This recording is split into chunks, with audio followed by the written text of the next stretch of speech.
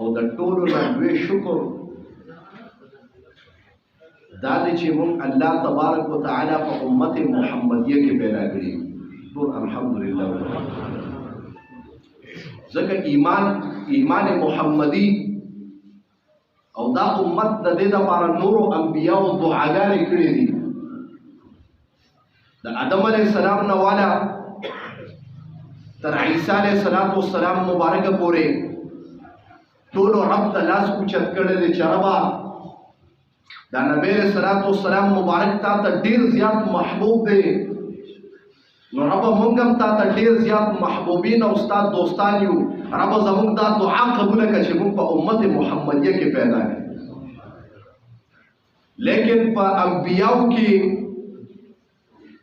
دعا صرف د یو پیغمبر قبوله شوې ده. ټولو ته پته چې هغه عیسی علیه السلام مبارک چې هغه په آخر زمانه کې د نبی اسلام مبارک په دې امت کې راځي او په دې امت کې به وفات کېږي.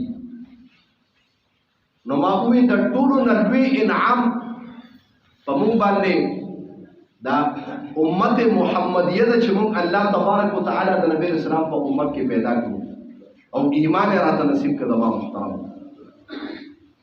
اوس ایمان څه شی دی؟ موتا اسلام او ایمان نوم اورېدلی دی، لیکن موتا په ایمان او اسلام باندې پوهېږو نه. موږ وایو هلکه زه مسلمان یم، زه پکا مسلمان یم، زه مؤمن یم، زه پکا مؤمن یم، دا دعوې کوم، لیکن د ایمان په معنا د اسلام په معنا څه کوي چې ته پخوا منت لله دې معافي وکړي. موتا ته په زړه کې د ایمان هغه خوږوالی نشته. د ما محترمو موږ وایو چې مونځ کوم لیکن خوږوالی نشته. یا موږ دعوې کوو که نه هلکه وایي دا قرآن ډېر زیات خوږ دی، موږ وایو دا طرف کلام ته ډېر خوږ دی، لیکن که مولوي صاحب سحر مونځ کې مخکې شو او سوره بقره پکې شروع کړه، نو بیا کله ته په یو وخت ودرېږې او کله په بله چې مولوي صاحب فارغ شي نو ته یاره مولوي صاحب نن پکې چېرته تللی وې؟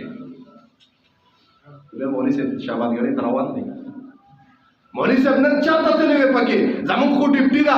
بیا ایمان زما محترمه خوږ نه، بیا قرآن خوږ نه. موږ دعوې کوو قرآن موږ ته ډېر خوږ دی، ایمان موږ ته ډېر خوږ دی، لیکن چې د ایمان ټسل زموږ ستا په مقابله او زموږ ستا په نیز باندې د ایمان ټسل زما د ښځې او د بچو کې راشي، نو بیا زه ترجیح ښځې او بچو له ورکوم، ایمان له ترجیح نه ورکوم. چې که بیا زما په نیز باندې ترجیح چې کوم دی زما په نیز باندې یو طرف ته مال دی بل طرف ته ایمان دی، بیا ترجیح زما محترمو زه بیا مال له ورکوم، ایمان له ترجیح نه ورکوم. ډېر هم اورېدلی دي، اکثر په جرګو کې دا خبرې کېږي، وایي که اوس پیغمبر هم راشي قسم دی که خبره ومنم. الله دې معافي وکړي. وایي که پیغمبر زه همدغه ټایم کې ستا ایمان څه شي د پیسو دپاره دوه پیسو دپاره وایي که دا خبره راته پیغمبر وکړي قسم دی که ویې منم. د ما محترم نو خبره دې پورې کوم د ما محترمو چې کله خبره د ایمان او د مال راشي بیا موتا ته مال محبوب دی، د دوه پیسو دپاره موتا بیا ایمان غورځولي. د ما محترمو زموږ ایمان بیا هغه ټیم کې موږ وایو چې د ایمان په خوږوالي باندې نه پوهېږم. نبی علیه السلام مبارک د ایمان خوږوالی وایي چې د ایمان خوږوالی څه ته دی؟ وایي وایي ثلاثة من کن فی وجد حلاوة الایمان. چا کې چې درې څیزونه دي دی به د ایمان په خوږو باندې پوهېږي. د ما محترمو یا د صحابو سیرت او صورت یې کتلی دی، یا د نبی علیه السلام مبارک سیرت یې کتلی دی چې ایمان صرف اور صرف پکا ایمان په صحابو کې. زما محترمو نبی علیه السلام مبارک غزوې له روان دی، جهاد له روان دی، زنانه ودرېده، د الله رسوله ودرېږه.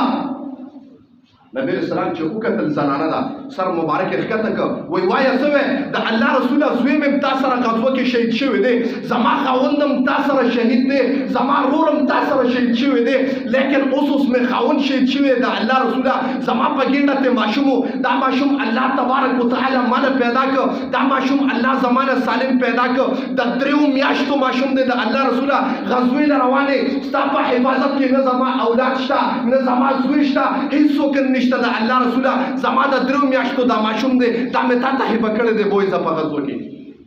نبی علیه السلام حیران دی وایي دې توره چلولی شي؟ نبی علیه السلام وایي دې ګرځېدی شي چې دې ته مال راکړې؟ هغه زنانه څه وایي د ما محترمو د الله رسوله که هېڅ نشي کولی زما زړه به مطمئنې چې زما بچې د نبی علیه السلام مبارک د ټال په ځای خو په کار شي که نه ټول سبحان الله وایي. هغه ایمان دی چې هغې د ایمان په خوږو باندې بیا پوهېږي. د زما محترم چې د 3 میاشتو ماشوم بچی چاله ورکول آسان کار دی. یا طلحه رضی الله عنه چې نبی اسلام مبارک باندې غش ولېدو سینه خپل مخامخ کړه نبی اسلام ته شاته ولاړ دی داسې لاس یې نیولې دی وایي علما کرام وایي 14 غشي په دې لاس باندې ولګېده بیا هم تر دې چې دا لاس یې شل شي نو ښکته شي کنې لاس نه ښکته کېده. هغه خلک د ایمان په خوږو باندې پوهېدل زما محترمو هغه خلکو کې ایمان و. موږ اکثر خبره کوو که نه صحابو پسې د بعضې خلکو خولې وښودي الله دې معلوم کړي. زموږ چې دا کوم مشر دی د دې حکومت چې کوم مشر دی ما یې په نوم هم نه راځي که زما سیاست سره وابستګي نشته.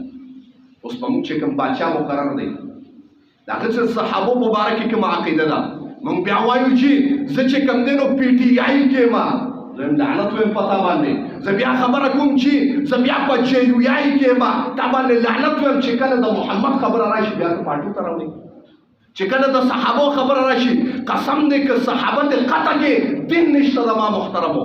موږ د صحابو په دغه کې تیار یو که زمو نن مو ستا ملګري ناست یو که نه د نبي اسلام په شان کې یا د صحابو د دین په مقابل د ایمان په دغه کې خبره راشي یا غلطه ګستاخي وکړي مو ته وایي د کور په لالچ مې دی نو ورته وخاندي. ستا ایمان ګورم چې د محمد په مقابله کې د محمد د شاګردانو په مقابله کې ستا ایمان ګورم چې پیسې یو طرف ته کې او د خوله پې د وینو ډکه کې زه بیا ستا ایمان ګورم چې ته دغه نو خبره دې پورې کوم زما محترمو یو انسان وایي چې زه د ایمان